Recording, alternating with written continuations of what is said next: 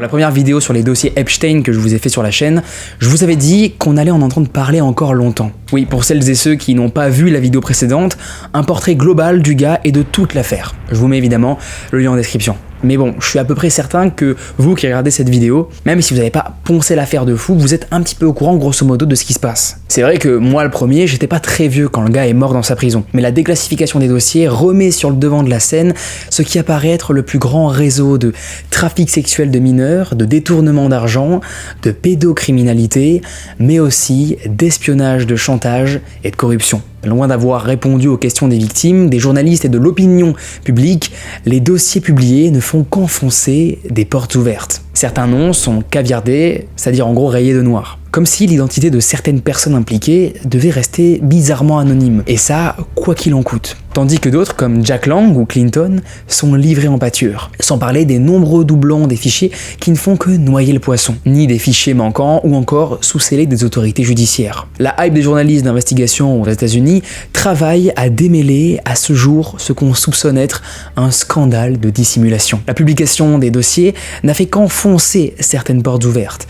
Et elle ajoute d'ailleurs pas mal de questions à ce scénario digne d'un thriller d'horreur des meilleurs scénaristes. Tout le monde attendait des réponses. Les 3 millions de pages ne font que soulever de nombreuses autres questions et alimenter de nombreuses théories. Plausibles ou complètement fantaisistes, on va pas tarder à le découvrir ensemble en détail dans cette vidéo. Et j'ai vraiment hâte de connaître votre avis les amis dans les commentaires sur la question. Bon, sans aucune transition et dans un nouveau décor totalement, j'ai envie de vous parler de quelque chose. Quelque chose que vous faites aussi, c'est d'écouter les podcasts et les vidéos de cette chaîne dans votre voiture. C'est vrai que c'est un bonheur quand t'as pas mal de routes de consommer un petit contenu comme ça, mais bon, le problème qui est toujours un petit peu relou avec ça, c'est quand tu consommes le contenu sur ton téléphone. C'est pas du tout pratique et pour l'anecdote, moi j'ai acheté 10 000 ventouses qui ne tenaient jamais, bref, trop galère. Mais aujourd'hui les amis, j'ai enfin trouvé la solution à ce problème, enfin. J'ai rencontré Baptiste qui représente Cartech France directement dans son agence. Mais alors la question que vous allez me poser et qui peut littéralement être compréhensible, c'est quoi Cartech France? Bon, Cartech c'est des génies, ils proposent des dispositifs Apple CarPlay et Android Auto adaptés à beaucoup de véhicules. Ça vous permet d'avoir un écran moderne directement dans votre voiture et d'améliorer votre propre expérience multimédia. Du coup, plus besoin de se prendre la tête avec des ventouses qui tiennent même pas pour lancer de la musique ou des podcasts. Maintenant, tout est centralisé et hyper pratique. Pratique d'ailleurs comme l'installation. Vous recevez le produit directement chez vous et vous avez un tutoriel ultra complet qui vous explique de A à Z comment faire l'installation vous-même très facilement. Pour ça, il vous suffit de vous rendre tout simplement sur leur site cartechfrance.fr, de taper le modèle de votre voiture et de commander. Et avec leur service après-vente basé en France, les produits Cartech sont garantis 3 ans et livrés partout en France. Si vous avez n'importe quelle question, vous pouvez évidemment contacter leur service client et un conseiller vous prendra en charge dans les meilleurs délais. Et pour ceux qui sont un petit peu réticents à l'idée de faire l'installation eux-mêmes, ce que je comprends de fou, même si c'est super simple et très bien guidé, vous avez tous les tutos disponibles d'ailleurs sur la chaîne YouTube en fonction de votre modèle de voiture. Cartech dispose également d'une agence physique à Crépy-en-Valois que j'ai d'ailleurs eu l'occasion de visiter. L'accueil est super cool, les mecs sont super touchants et leur histoire encore plus. Et pour finir en beauté, j'ai un petit code promo pour vous, vraiment Léo, vraiment oui. Et d'ailleurs, ce sera littéralement le nom du code promo, vraiment. Vous avez donc avec le code vraiment en majuscule, 70 € de remise pendant 48 heures, puis 30 € après ces 48 heures. Donc, bref, merci beaucoup à Cartech France d'avoir sponsorisé cette vidéo. En tous les cas, je vous mets toute la suite des informations dans la description. Et on se retrouve maintenant pour l'histoire d'aujourd'hui. Bon, je tiens quand même à préciser que je suis un conteur, pas du tout un journaliste, et il est évident que pour cette vidéo, en plus des recherches personnelles dans les actualités, j'ai dû regarder le travail d'autres médias, d'autres youtubeurs aussi qui font du très bon taf, mais beaucoup de reportages des médias mainstream. On a cherché avec ma scripteuse à comprendre, à cerner et à recouper les infos avec nos propres moyens. Je ne fais là que vous compter des faits, ce que j'ai compris de l'affaire, ce qu'on a compris de l'affaire finalement avec ma scripteuse Julie qui est une journaliste talentueuse. On essaie juste en fait de vous transmettre ce qu'on apprend sur le tas, dans un dossier qui est déjà bien sombre. Bon, inutile de rappeler que certaines des personnalités les plus puissantes au monde sont évidemment impliquées dans l'affaire. Des personnalités de tout milieu, politiques, artistiques, scientifiques, mondains.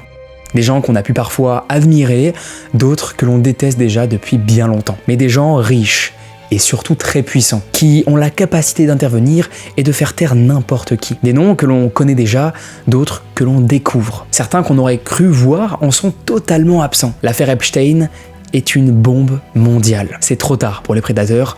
Tout ce qu'ils peuvent faire, ce n'est que regarder la révélation publique de leurs crimes. Des archives ressortent de toutes parts du globe, dont une particulièrement dérangeante dont je ne vais pas tarder à vous parler. Journalistes et internautes s'acharnent à percer la croûte qui protège les bourreaux et pas les victimes. Victimes à qui d'ailleurs on doit tous la justice, qui méritent et demandent la vérité surtout. À commencer par le nom des criminels, pour que la peur change en fin de camp. Voici un petit update du coup de l'affaire la plus scandaleuse du 21e siècle. Et ça, je vais le faire voilà, dans un lieu abandonné.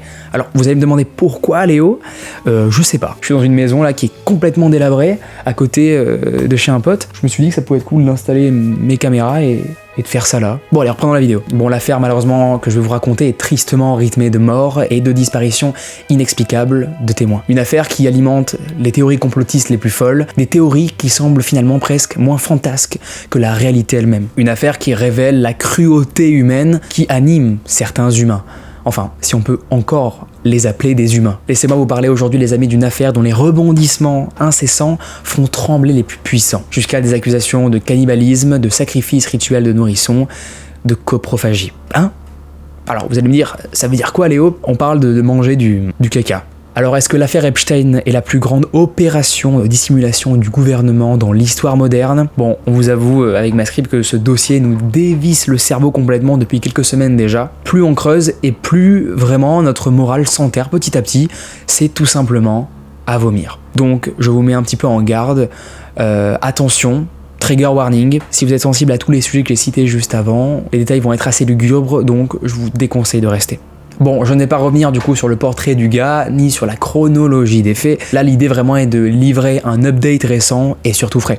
Donc si jamais vous avez besoin d'un peu savoir qui est ce gars, qui est Epstein, n'hésitez pas à regarder la première vidéo que j'ai faite avant de revenir du coup sur celle-ci. Pour les autres, petit rappel, la déclassification des dossiers, c'est 3 millions de mails, 180 000 images et 2000 vidéos. Tout ça dans un énorme bordel de doublons, de non rayés, de dépôts de main courantes sans suite, de brouillons de mails. Au point où on a quasiment déprimé au moment de choisir par quoi commencer en fait. On savait pas trop par quoi commencer. Est-ce qu'on commence par les mails du directeur de l'époque de la NBA ou de Elon Musk qui parle d'orgie, les vidéos virales sur le mannequin qui hurle, qu'il mange des gens? Est-ce qu'on commencerait pas par le nombre de personnes citées dans les dossiers qui sont déjà impliquées dans d'autres affaires de meurtre?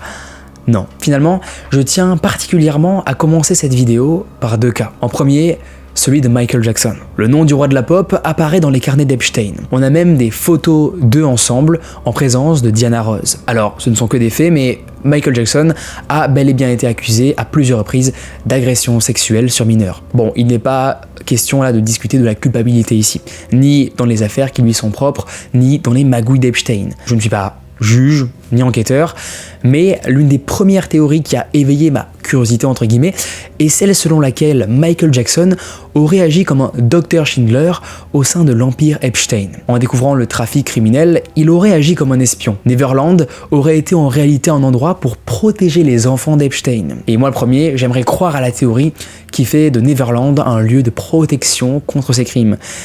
Et pour ça, j'ai pas mal pensé les infos avec Julie. On a tapé tous les mots cités dans le moteur de recherche, encore et encore, dans l'espoir finalement de trouver l'article, le lien, le commentaire qui me donnerait finalement un peu l'info, le début d'une esquisse de piste. Encore à cet instant où on rédige, on cherche encore l'info, histoire d'être bien à jour. On s'est même résolu, tristement, à demander à ChatGPT pour terminer.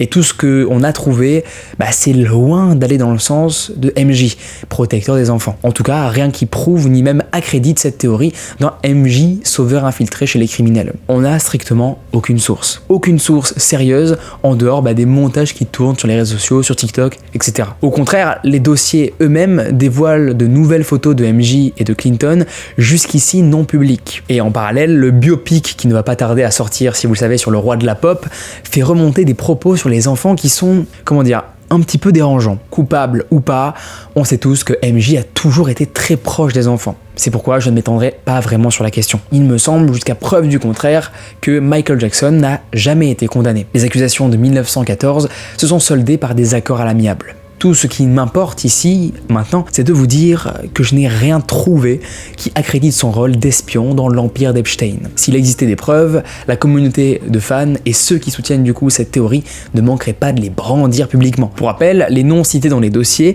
ne sont pas tous des criminels, même si par une étrange coïncidence, sans avoir tous été jugés coupables, beaucoup d'entre eux ont aussi des accusations aux fesses. Michael Jackson, le premier. Il faut dire qu'Epstein a tissé une énorme toile de contacts mondiaux parmi les puissants. Et être cité donc dans les dossiers, ça craint pas mal. Mais ça ne fait pas du tout de, je le précise, des criminels, attention. Parmi les noms cités, certains le sont à l'occasion d'échanges de mails ou autres formes de discussion. Mais bon, pour l'instant, j'aimerais qu'on reste sur les théories qui circulent sur les réseaux. Notamment avec cette vidéo hyper dérangeante qui ressurgit. Prise en 2009 à Guadalajara, c'est celle du mannequin Gabriela Rico Jiménez. Sur l'enregistrement, on voit la jeune Mexicaine de 21 ans en pleurs, en panique. Elle hurle « Il mange des gens à l'intérieur !» Les autorités l'interrogent.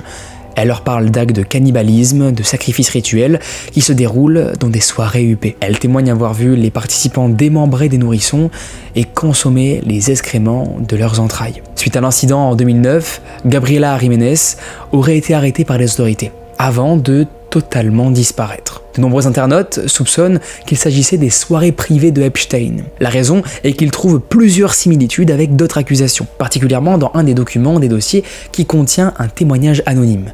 Il s'agirait d'un entretien mené par le FBI en 2019. Le témoin affirme avoir été témoin et victime de rituels. Conduit sur le yacht d'Epstein, il affirme avoir été agressé sexuellement d'abord.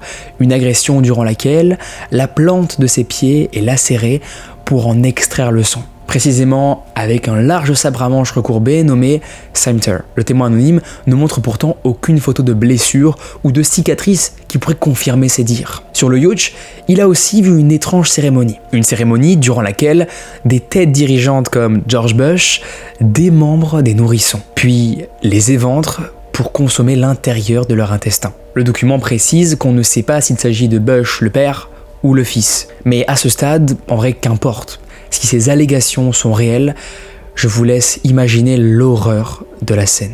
Et surtout, le nombre de personnes puissantes qui sont impliquées, ou au minimum témoins des scènes, et complices du coup de ça. Encore une fois, il est important de rappeler que tous les milliers de fichiers ne constituent pas tous des preuves. Ici, nous avons un témoignage anonyme sans aucune preuve pour appuyer les accusations. Autre précaution, ce témoignage précis ne fait pas mention exacte de cannibalisme, mais de coprophagie. Bon, ok, du caca venu de l'intestin encore chaud d'un bébé tout juste démembré.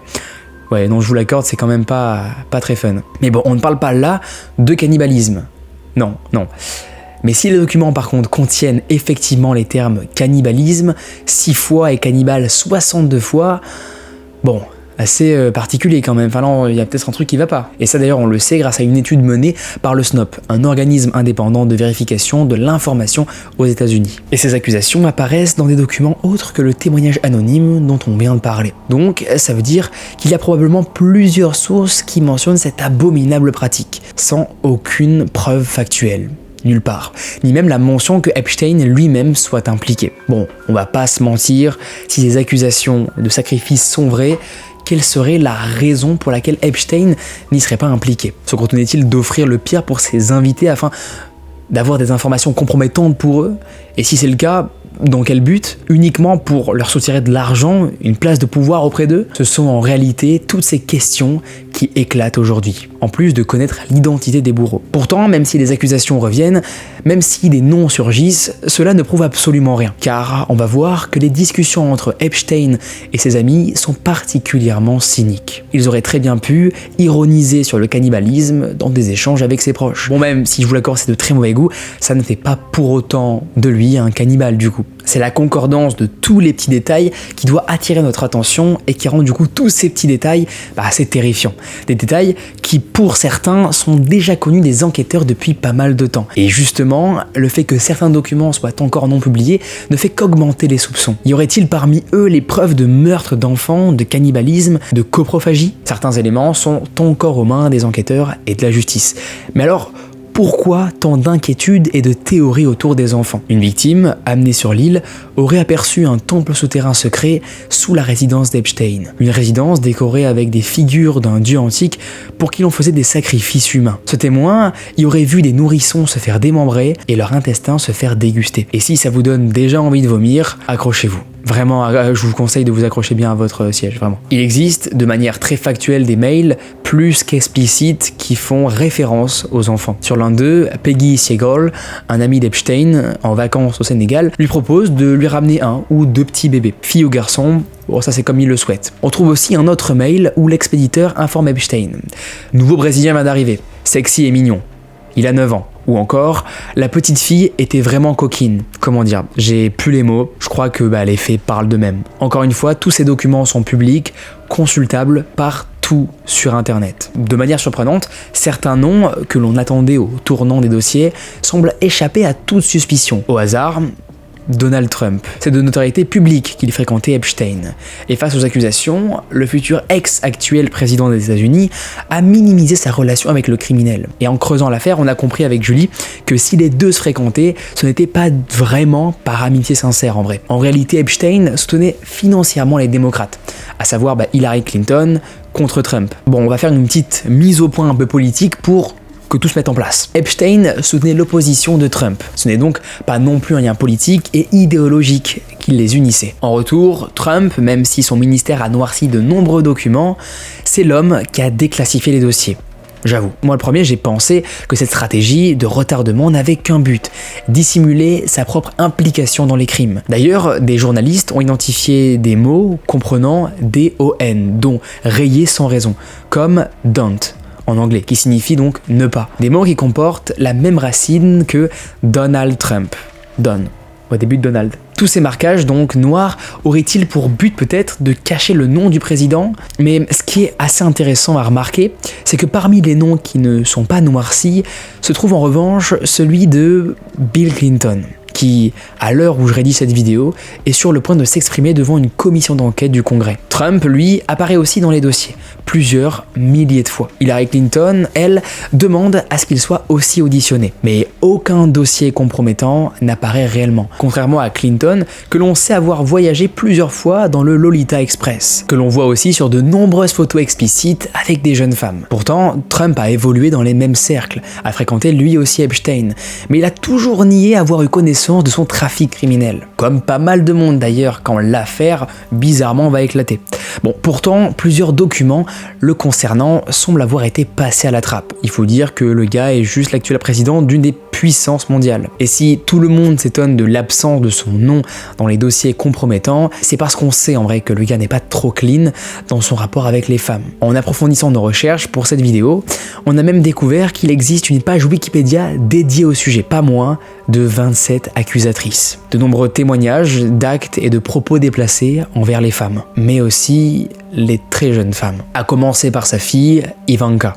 Et Internet n'oubliera rien. De partout, on voit ressurgir les vidéos, les enregistrements de propos tenus à l'égard des femmes, des filles, de sa fille par Donald Trump. Des propos où il va jusqu'à ironiser sur le fait qu'il est attiré par sa propre fille. Il n'y a pas de vanne, vraiment, dans tout ce que je raconte. Malheureusement, j'aurais préféré que ce soit une énorme boutade, un film d'humour, rien à voir. Avec les internautes du monde entier font tourner des reels de photos de lui en contact physique, rapproché et très dérangeant avec sa jeune fille, Ivanka. Si tu décides un jour de parler, Ivanka, nous te soutiendrons. Pourtant, elle a toujours soutenu fermement son père. Il faut dire qu'avoir un père avec le nom de l'ambition de Donald Trump, ça ouvre pas mal de portes. Lui qui aimerait fonder une véritable dynastie de gouverneurs à l'image du clan Kennedy. Si les spéculations continuent de courir malgré l'absence de preuves compromettantes, c'est parce que de nombreux fichiers concernant Trump manquent dans les dossiers Epstein. Des fichiers dont les autorités et les journalistes ont déjà connaissance. Des preuves que Ghislaine Maxwell aurait elle-même fournies à ses avocats. Les journalistes d'investigation notent l'absence de plusieurs dizaines d'enregistrements d'entretiens menés par le FBI. Pour être exact, 90 enregistrements manquent sur les 325 concernés. Parmi les enregistrements, des entretiens menés avec des jeunes filles de 13 ans. Des entretiens durant lesquels elles accusent Trump de les avoir agressées sexuellement. Près de 50 pages de compte-rendu écrits manquent aussi au dossier. Mais alors, sont-elles encore sous scellé? Font-elles partie des documents qui n'ont pas encore été rendus publics? Bon, évidemment, pour les adversaires de Trump, les démocrates, ça ne fait aucun doute qu'on cherche à dissimuler son implication dans les activités criminelles d'Epstein. Robert Garcia, un élu démocrate, l'affirme d'ailleurs publiquement sur son compte X. Il dit avoir connaissance d'un témoignage datant de 2019, celui d'une jeune femme qui accuse Trump de l'avoir agressée en présence d'Epstein alors qu'elle était adolescente. Un témoignage dont il ne trouve aucune trace dans les dossiers, même dans ceux qui ne sont pas encore rendus publics. Les élus, eux, ont accès à tous les dossiers. Pour lui, c'est la preuve que le ministère semble avoir illégalement retenu des entretiens du FBI avec cette survivante, qui accusait le président Trump de crimes odieux. Robert Garcia affirme aussi que plusieurs accusations contre Epstein et Trump ont été retirées de la base de données publique des criminels sexuels. Des dossiers aussi, d'abord rendus publics, ont ensuite été supprimés. En attendant, le principal intéressé, Trump dénonce des accusations fausses et sensationnalistes. Selon l'administration Trump, même certains fichiers qui contiennent son nom sont des affirmations mensongères. Non, ils n'ont rien caché, rien supprimé, sauf les doublons de fichiers, ou encore les fichiers confidentiels, et ceux encore entre les mains du FBI. Toutes les accusations contre Trump ne sont que calomnies des opposants, même ces accusations qui datent déjà de 2016. Celle d'une certaine Katie Johnson qui accusait apparemment Trump et Epstein de l'avoir agressée alors qu'elle n'avait que 13 ans. Une vidéo de son témoignage, enregistrée à l'époque, est d'ailleurs disponible sur YouTube. Bon, même si certains doutent de l'authenticité de la vidéo, pour recontextualiser, on est en 2016 et Trump est sur le point de se faire élire président des États-Unis. Il existe bien des plaintes déposées par une prénommée Katie Johnson, des documents que l'on peut trouver d'ailleurs publiquement. Dans son témoignage vidéo, elle décrit comment elle a été attirée par une entremetteuse chez Epstein, comment elle s'est retrouvée face à Trump et comment les deux hommes ont abusé d'elle. Des faits qui se sont déroulés entre 2004 et 2006. Les détails, vous allez le voir, sont hyper sordides. Elle a 13 ans, les yeux bleus, elle est recrutée par l'entremetteuse qui lui promet de l'argent facile et des bons contacts aussi pour devenir mannequin, son rêve. Conduite chez Epstein, elle met une perruque blonde aux cheveux longs. Quand Trump la voit, elle dit qu'il est fasciné parce qu'elle ressemble à sa propre fille. Il lui demande un rapport oral alors qu'il sait qu'elle n'est même pas majeure. Elle est loin d'ailleurs d'être majeure. Du haut de ses 13 ans, elle ne sait pas faire. On se précipite quand même pour lui apporter des gants et un préservatif. Bon, on y reviendra plus tard dans la vidéo, mais les IST devaient probablement être un risque fréquent chez Epstein. Son second et dernier rendez-vous avec Trump, c'est une autre fille qui l'organise. Et là, sa demande est particulière, il demande une mise en scène. Celui où il trouve deux domestiques en train de s'embrasser entre elles, en attache une et la force, tout en menaçant l'autre. Et surtout, il veut que Katie porte sa perruque blonde, celle qui l'a fait ressembler à sa fille, Ivanka. Durant la scène, il se montre si violent qu'elle ne sait plus où s'arrête le jeu. Attachée au lit par une paire de collants, elle perd de force sa virginité. Évidemment, les sympathisants de Trump dénoncent à l'époque l'orchestration de sa chute avec de fausses accusations. Katie est alors soupçonnée de déposer des plaintes uniquement maintenant, en 2016, et de témoigner publiquement pour saboter la campagne présidentielle de Donald Trump. Et quelque part, c'est vrai en soi. Parce qu'après les agressions dont elle se dit avoir été victime, elle veut alerter le monde du danger que représente un homme comme Trump, selon ses propos. Car dans cette marée des Epstein Files, on ne peut que prendre énormément de précautions. Argent, pouvoir, politique, renseignements généraux du monde entier. On ne sait pas encore si on aura la vérité un jour, et ceux qui essayent de la révéler semblent mystérieusement disparaître. La première plainte de Katie est déposée le 20 juin 2016. Elle la retire volontairement 3 mois après, en septembre. 2 semaines après avoir retiré cette première plainte, elle en dépose une deuxième. Mais en novembre, la plainte est rejetée car elle n'est pas adressée au bon tribunal. Pour le détail, la justice estime que la plainte doit être traitée en pénal, alors que Katie, elle, la dépose en civil. En parallèle des démarches judiciaires, Katie organise avec son avocate un communiqué de presse. Elle veut alerter l'opinion publique à tout prix et compte bien déposer une plainte en pénal. À la veille de déposer sa plainte au tribunal, elle est au supermarché avec sa maman. Au parking, 2 hommes les approchent, 2 hommes gigantesques. Ils s'expriment avec ce qui leur semble être un fort accent de l'Est. Malgré l'accent, le message est très clair, ce n'est pas du tout dans leur intérêt de déposer une plainte contre Trump et Epstein. Terrorisées, elles annulent le vol qu'elles devaient prendre le lendemain pour se rendre au tribunal. Sa mère et elle reçoivent même des appels inquiétants et des menaces de mort. Katie appelle son avocate, Lisa Bloom, et l'informe qu'elle a renoncé à déposer plainte. Elle lui fait comprendre qu'elle se sent en danger et que personne, pas même elle, son avocate, ne peut lui venir en aide. Depuis, Katie Johnson a disparu. Alors, volontairement ou non, personne ne le sait. L'un d'eux, Chaney Matheson, la reconnaît pourtant dans cette interview de 2019. Cette interview où une anonyme affirme avoir été victime d'Epstein et de son réseau. Un témoignage qui décrit des agressions identiques à celles subies par Katie Johnson. L'avocat lui-même est plutôt troublé. Soit c'est véritablement Katie qui se trouve en face de lui, soit c'est une usurpatrice qui a pu avoir accès à des dossiers confidentiels. Une actrice grassement payée à qui l'on a fait apprendre son texte pour accuser Trump. L'avocat dira avoir l'impression d'entendre réciter la déclaration sous serment de Katie Johnson lors de sa toute première plainte. Avant de déposer cette plainte, il s'était d'ailleurs longuement entretenu avec Katie pour déterminer si son accusation était solide avant les procédures judiciaires. Il a même engagé des détectives privés pour vérifier le passé de Katie. Et il se dit certain que Katie Johnson disait bien la vérité. Évidemment, ce ne sont que des déclarations sous serment, aucune preuve, aucun procès. Les accusations de Katie pourraient effectivement être mensongères, c'est vrai. Mais là, je ne dis pas que c'est le cas. Je dis que rien ne nous permet là vraiment de prouver ses propos. D'autant plus que la jeune femme ne réapparaît pas pour témoigner publiquement encore aujourd'hui. Malgré la bombe qui explose et la parole qui se libère, il n'y a pas que les victimes qui parlent. Les mis en cause sont forcés de prendre la parole, comme par exemple Bill Gates qui admet avoir eu des rapports avec 2 femmes russes. Il faut dire que parmi les dossiers, on trouve un étrange mail. Un brouillon que Epstein écrit à destination de Bill Gates. Dans le texte, il mentionne la fois où le cofondateur de Microsoft lui a demandé des antibiotiques contre les IST. Il voulait les administrer à sa femme après lui avoir transmis suite à ses rapports extra-conjugaux chez Epstein. Le mec est pris la main dans le sac. Sa femme elle-même déclare publiquement que la relation de son mari avec Epstein est à l'origine de sa demande de divorce. Faut dire que si le mec est capable de lui ramener des IST contractés chez un criminel sexuel, moi aussi, j'aurais directement demandé le divorce perso. Les grands patrons de Microsoft veulent aussi des explications. Il est contraint d'annuler donc son intervention lors d'un sommet mondial sur l'intelligence artificielle à New Delhi. Et devant les cadres de la fondation, il déclare « J'ai eu des liaisons. L'une avec une joueuse de bridge russe rencontrée lors de tournois. L'autre avec une physicienne nucléaire russe rencontrée avec le cadre de mes activités professionnelles. Oui, ils se sont rencontrés en 2011, alors qu'Epstein a déjà été condamné pour sollicitation de prostitution.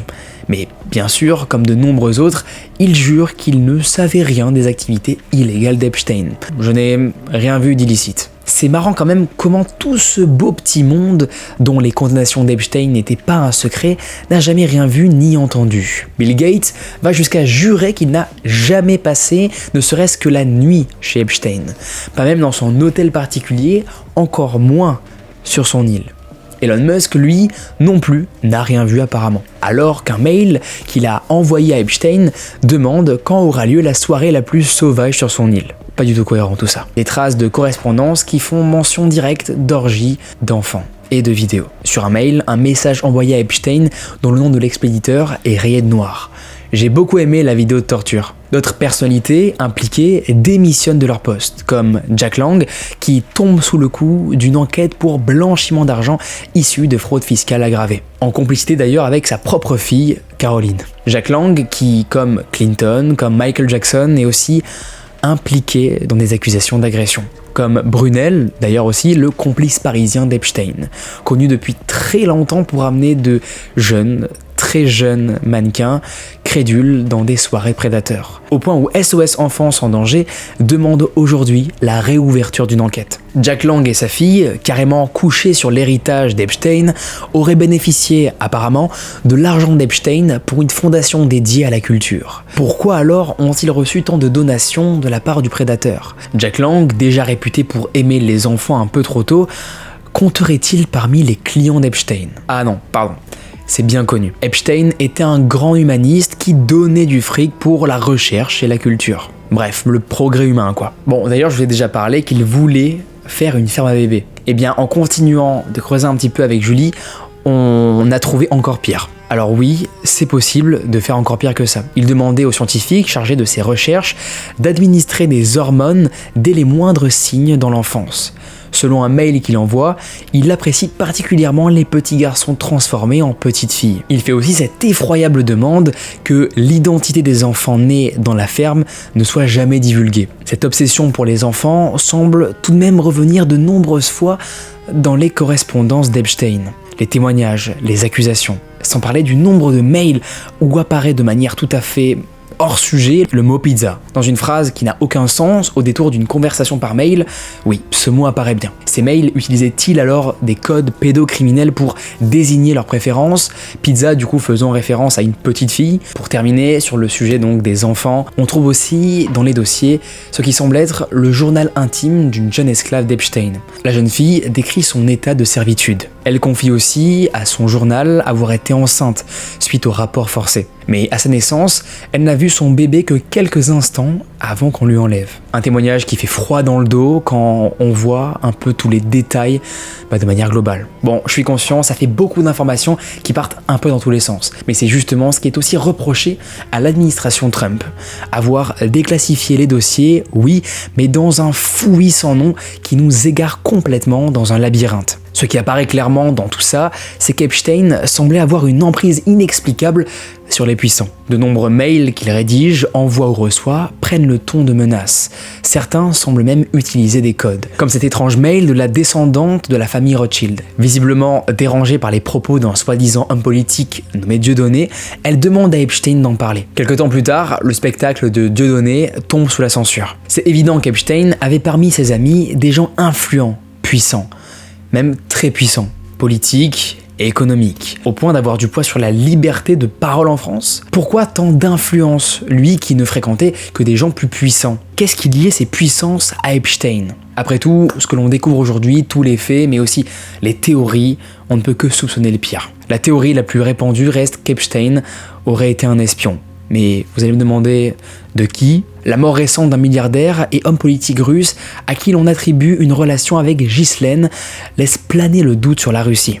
Epstein alors, est-ce que ce serait un espion russe? Alors parmi la correspondance d'Epstein, des mails prouvent que des dignitaires haut placés du monde entier lui délivraient bien des informations confidentielles, à commencer par le prince Andrew, mais aussi un diplomate français accusé par ailleurs de détention de fichiers pédopornographiques. Encore une fois, tous impliqués dans des accusations ou des soupçons de crimes sexuels. Alors la question que tout le monde se pose maintenant, c'est si Epstein ne servait pas les pires vices aux puissants pour pouvoir les faire chanter. Un mail de sa correspondance prouve qu'il savait que son beau-père, Robert Maxwell, réclamait de l'argent au Mossad et les menaçait de révéler des secrets. Mais qui sait quel secret la famille Epstein-Maxwell pouvait bien encore avoir à dévoiler? Le plus grand mystère reste probablement de savoir si Epstein est réellement mort. Et c'est la dernière théorie dont j'aimerais parler dans cet update. Celle selon laquelle le corps que l'on a vu sortir de la prison n'était pas celui d'Epstein, mais soi-disant un mannequin, soit le cadavre d'un autre homme qui lui ressemble. Mais alors, s'est-il volontairement donné la mort? A-t-on voulu le faire taire? Ou l'a-t-on exfiltré en vertu des secrets qu'il protégeait? Une photo présentée comme prise à Tel Aviv, en Israël, circule depuis 2026. Pour certains, c'est la preuve qu'il serait toujours en vie, exfiltré et protégé, alors qu'il s'agirait d'un fake généré par intelligence artificielle. Quant à son compte Fortnite, un jeu auquel il jouait, il serait resté actif avec des connexions régulières depuis Israël, jusqu'à ce que des journalistes dévoilent cette information et que le compte cesse d'être actif. Bon, quoi qu'il en soit, je vous laisse, les amis, vous faire votre propre avis sur cette affaire-là, monstrueuse, gigantesque en termes d'informations. Mon but n'est pas de convaincre qui que ce soit. Je ne suis ni enquêteur, ni juge, ni journaliste, vous le voyez bien à ma gueule. Mais j'espère vous avoir un petit peu éclairé sur ce sujet qui est quand même tentaculaire, sur toutes les actualités qui viennent de paraître là récemment.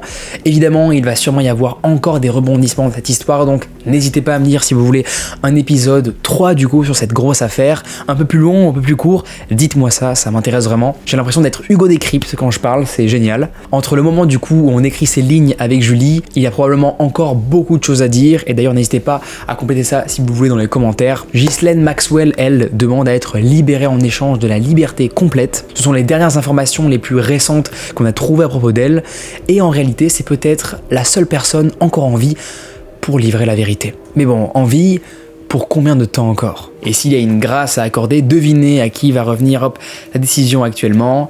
Oui, Donald Trump. Bon, je vous le dis, on est loin d'avoir le fin mot de cette histoire. Merci beaucoup pour avoir visionné cette vidéo. C'est pour moi le moment de vous laisser, j'espère que vous l'aurez apprécié, même avec tous ces détails des plus sordides. Ne restez pas déconnectés trop longtemps, à bientôt, c'était Léo.